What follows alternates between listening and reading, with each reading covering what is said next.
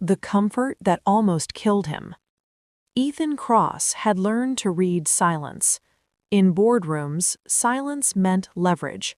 In negotiations, silence meant fear on the other side.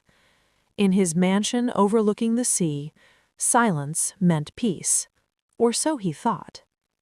That morning, sunlight spilled through floor-to-ceiling windows as Ethan stood barefoot on Italian marble, sipping the green juice his wife, Claire, prepared every single day.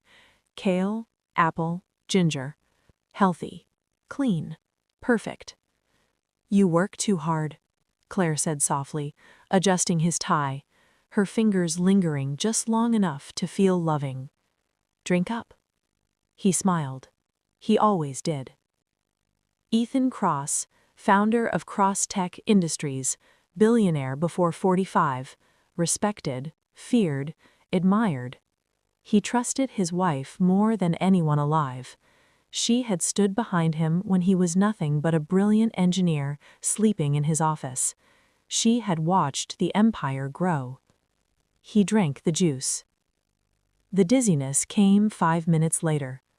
Not strong enough to alarm him, just enough to make the room tilt. Ethan pressed his palm against the counter. "You okay?" Claire asked, already concerned. "Yeah," he said, forcing a laugh. "Just tired." That was the story they had written for him, and he kept reading it. Part 2. The Invisible Countdown. The symptoms grew quietly.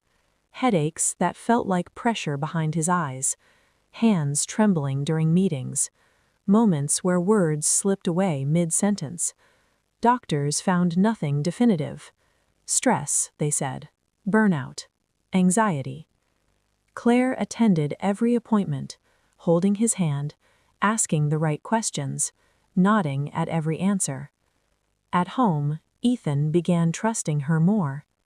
And then there was Daniel, his younger brother, his blood.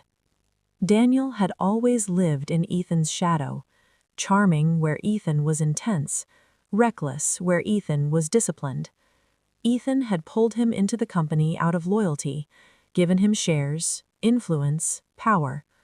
Family mattered to Ethan. That belief was killing him. Part 3. The Woman No One Noticed.